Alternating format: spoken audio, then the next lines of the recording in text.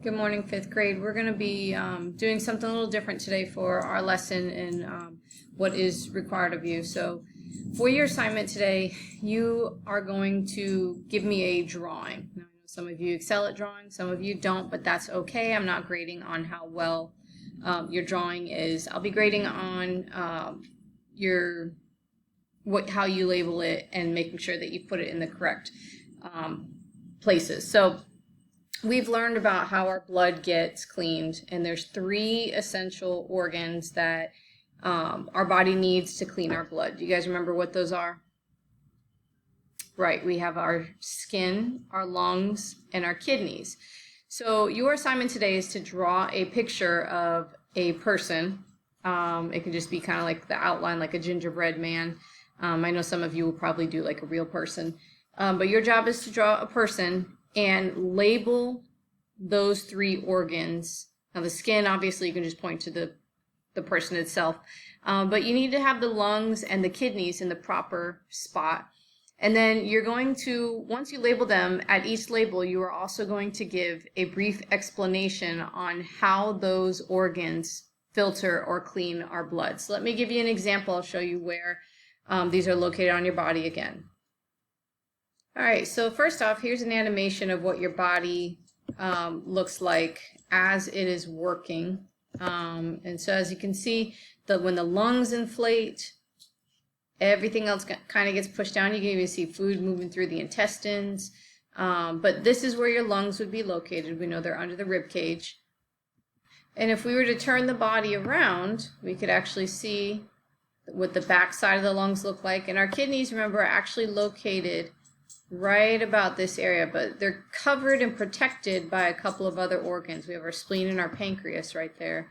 You can see where the lungs are. Here's your stomach, here's your liver, but we know our lungs are a part of the process of cleaning and filtering our blood. So if we stripped away the bone, we stripped away some of those other organs that are vital to us, we have this is the back side of our body. We have our large intestine that we use to get rid of stuff. Our bladder is down here. But remember we talked about those tubes that go from the kidney to the bladder, the ureters, that's these right here. So here's one kidney and here's the other. Remember, most people have 2 healthy kidneys, but we can live with 1, and they're about the size of our fist. And then again, here's our heart, and you can see the aorta and the different branches coming off, blood vessels leading to all of these different organs. So here's the back side of the heart, and here are the 2 kidneys. And then where would the lungs go? Yeah, the lungs would go on either side of the heart over here. And again, this is what our kidneys look like. They kind of look like those beans. That's why we get the name kidney beans.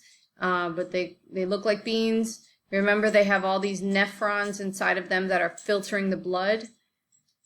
And then once the blood is clean, it sends it out of the renal artery back up to the heart with nice clean blood, and all those toxins and everything get left behind in here, mixed with water, and then they get sent down into our bladder. Now, Yago asked me a really good question the other day. He said, what happens when your kidneys crystallize? Now, our kidneys don't actually crystallize, but we can actually form little crystals inside of our kidneys. We call those kidney stones. And what's happening is when there's an excess of different things like calcium or uric acid, those things can kind of bunch up together and create this really hard crystallized stone that we call kidney stones. And if your body can't break them down on its own, sometimes they get stuck in that little tube that leads down to the bladder. And they're usually very sharp and pointy, but they're very, very, very small. But when the tube is very small, anything that is trying to squeeze through that has sharp, razor sharp edges is going to hurt. So what's the best way to combat kidney stones? Well, make sure you drink plenty of water throughout the day. For you guys, I don't think you need to worry about that. That's something more your parents need to worry about. But if you're concerned, drinking plenty of water will help with that. So again, your assignment today is to give me a drawing of a person with the 3 organs that we talked about that clean out your blood. Make sure they're in the proper spot. On that drawing, you're going to label them and then also give me the explanation of how they clean your blood. That's it for today. You can take a picture of it and send it to me in an email. My email address, you guys have all used it already, but it's below. And I will see you guys on Monday. Monday we'll have a quiz over this section.